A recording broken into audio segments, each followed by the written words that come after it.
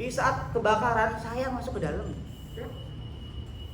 Saya masuk ke dalam. Saya ngelakuin orang yang ke dalam kejebak. Karena logikanya di saat kebakaran, orang yang rumahnya kebakaran pasti lari kamar mandi. 99,9%. Pikirnya apa? Airnya ada di kamar mandi. Padahal yang membunuh itu bukan api.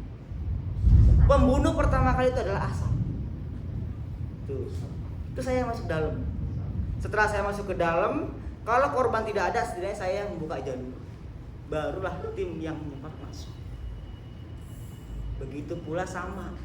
Makanya dengan adanya seperti ini, saya berterima kasih sama Pak RT dengan yang lainnya. Setidaknya derajat pemadam kebakaran tersebut lebih naik sederajat di lingkungan ini. Karena taunya kan pemadam cuma nyedot dan nyemprot. Pemadam kalau nggak ada kebakaran mah tidur ngopi rokok, ya kan? Tidur ngopi ngerokok, gaji buta doang, nggak bisa anggaran negara. Itu yang kita tahu. Udah gitu waktu kebakaran telat lagi datangnya, bener kan? Dari air. Ya itu yang lebih tahu. Tapi ternyata pemadam tidak cuma itu. Dan juga mohon maaf, ini saya tadi terlambat. Saya harus menyerahkan ular dulu ke Ragunan. Karena semalam saya sudah evakuasi ular sekitar 7 meter, ular sanca, dan itu tidak boleh dibunuh. Yang dibilang oleh Pak Dayat, evakuasi adalah memindahkan. Jadi saya harus menyerahkan dulu ke Ragunan, makanya saya datang telat. Jadi kembali ke perahu karet. Kalau memang posisi perahu karet digunakan untuk menyelamatkan banjir, saya minta ini dilepas. Karena di saat kita menyelamatkan ibu-ibu yang sedang hamil, pasti dia rebahan. Ini sangat mengganggu. Kecuali digunakan untuk jalan-jalan atau untuk misalnya anak-anak kecil keliling-keliling di ini boleh. Tapi kalau misalnya ini saya minta ini dilepas. Jadi untuk pendayungan sendiri ada pertanyaan. Untuk dayung cepat, dayung lambat. Mungkin bisa langsung dipraktekin aja mas. Nah itu boleh. Nanti kita praktekkan 4 orang dengan ketukan. Tapi untuk penjelasannya sudah paham? Untuk ketukannya 1, 2, 3, 4 yang lambat, 1, 2 untuk yang cepat. Iya. Untuk berbelok. Iya, untuk berbelok. Nah, untuk berbelok itu adalah berbanding terbalik. Seandainya mau belok ke kanan, yang berhenti sebelah Kiri. kanan, yang dayung sebelah kiri.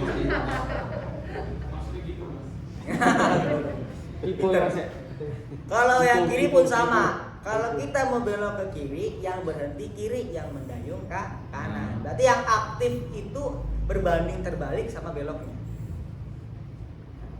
Di saat kita enak-enak dayung, tiba-tiba Pak, tolong Pak.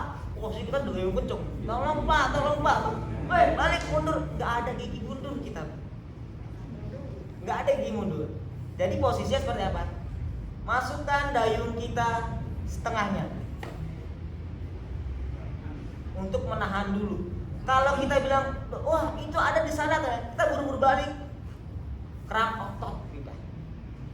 Karena kita melawan arus, lagi enak, kita balik ke pertama kram otot, yang kedua kita enggak sinkron sama teman. Kita sudah nahan, mundur balik, teman jalan. Yang ada nanti kebalik, goyang di saat ada arus deras, bleng, wassalam penyelamatnya. Yang ada bukan nyelamatin orang, tapi nyelamatin perahu karet. Tuh, jadi diam dulu, posisinya diam dulu. Kita lihat posisinya. Oh iya, komando ada di belakang, jangan di depan. Ada yang kiri dan kanan, pasukannya sudah diam semua atau belum, baru mundur. Komando ada di belakang. Siapapun komandonya, posisi kiri atau kanan yang ada di belakang. Satu komando. Kalau kita pernah lihat perlombaan perahu dayung, pernah dengar orang yang pakai itu ketukan untuk dayung. Dung. Buat istilah kiri kanan seperti itu. Itu komandonya. Jadi dia posisinya pun berbalik menghadapin orang yang mendayung. Jadi tahu. Oh, si ini nggak balance, ketukannya dilambatin sama dia. Untuk dia seperti itu. Nah, karena posisi kita orangnya sangat minim, jadi komandonya ada di belakang. Tuh, pertama payung cepat sudah, payung lambat sudah, belok sudah, mundur sudah. Intinya adalah semua berpatokan kepada dayung ini sendiri. Untuk maju, mundur, belok, dan muter juga bisa. Nih.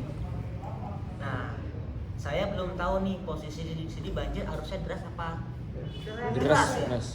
Logikanya kalau kita harus deras sendiri, lebih fokus didorong apa didayung? Didorong.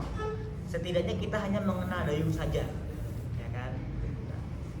Terus setelah itu kalau memang kita mau evakuasi orang, ada beberapa yang harus diketahui oleh penyelamat.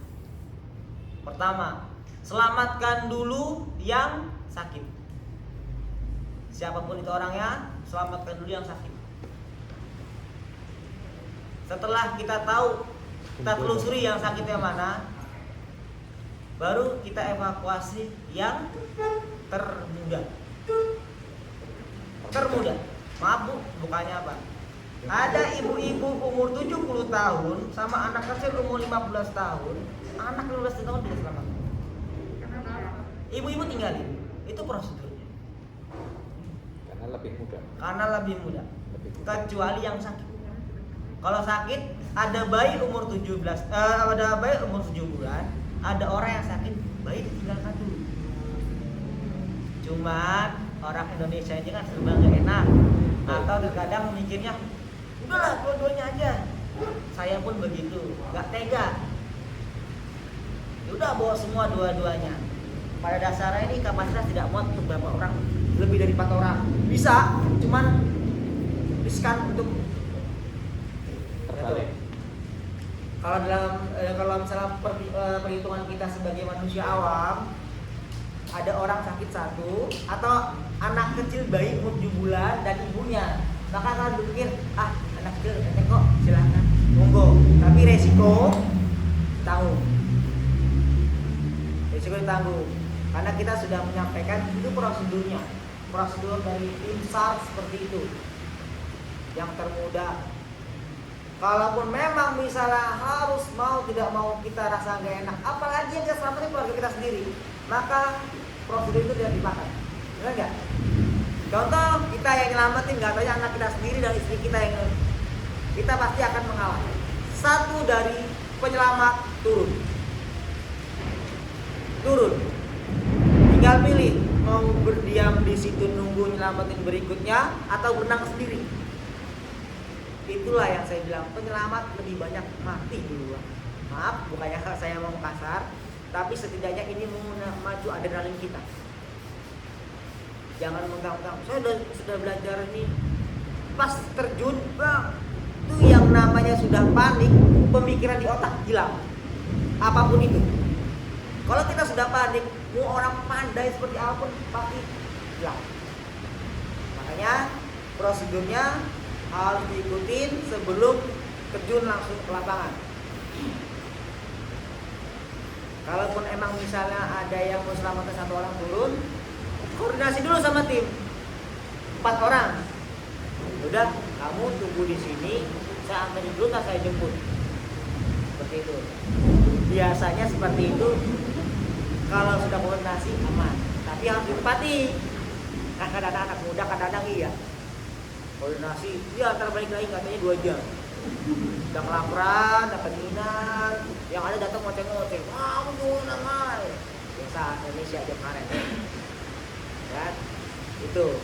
Setelah itu, seandainya kalau kita menemukan korban yang sudah tidak sadarkan diri, dimana kita harus menyelamatkannya, sedangkan ketinggian air 1,5 meter. Itu yang kita tahu. Nanti kita pakai satu-satu untuk yang menggunakannya. Tapi sebelum itu saya akan memberitahu dulu, kalaupun memang misalnya dayung ini tidak sering dipakai waktu banjir, berarti kita lebih fokus ke didorong. Di sini sudah ada perlengkapan semua. Kalau ini tadi saya lihat tidak ada, RTT. Kenapa diubah? Pada dasarnya ini diciptakan tuh sudah standar nasionalnya. Dan yang kedua, ini satu data sudah berantakan. Sudah berantakan. Tapi bukan ART-nya.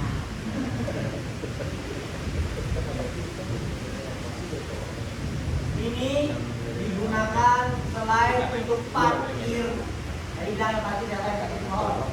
Nah, ini juga untuk menyelamatkan Karena dorong orang. Dan jangan sembarangan. Misal kita lemparinnya ribet, ya, karena posisi ini kalau sudah basah benar. Dan kalau misalnya kita lempar harus rata. Sampai juga. Kalau ngeribet yang ada kita juga susah. Ada orang gini. Pas lagi kalau tangan ini. Misalkan pas sudah selesai dikit-dikit, tadi udah di mana? Tuh, kita ada fungsinya. Bagaimana cara pengikatan yang benar? Kalau nanti kita mau ngambil orang gampang, pegang seperti ini. Tidak, 1, 2, 3, 4, 5, 6, 7. Nah, ini baru digini. Dulu ke bawah seperti kita beli tali yang baru. Setelah sini kita kunci, lalu tujuannya biar gampang mengangkut orang. Yang kedua nanti ini berfungsi untuk kita sendiri. Di saat kita mengambil orang atau misalnya kita menarik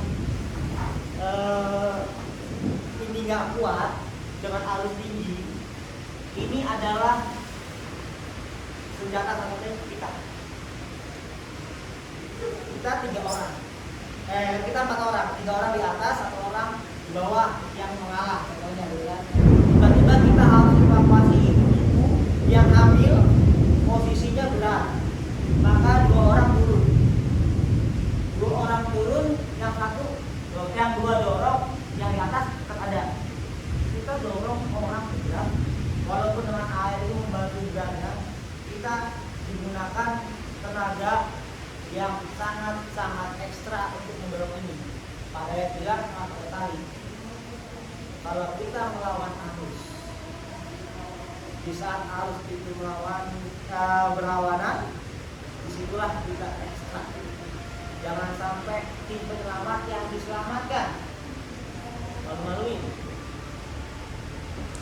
Azan.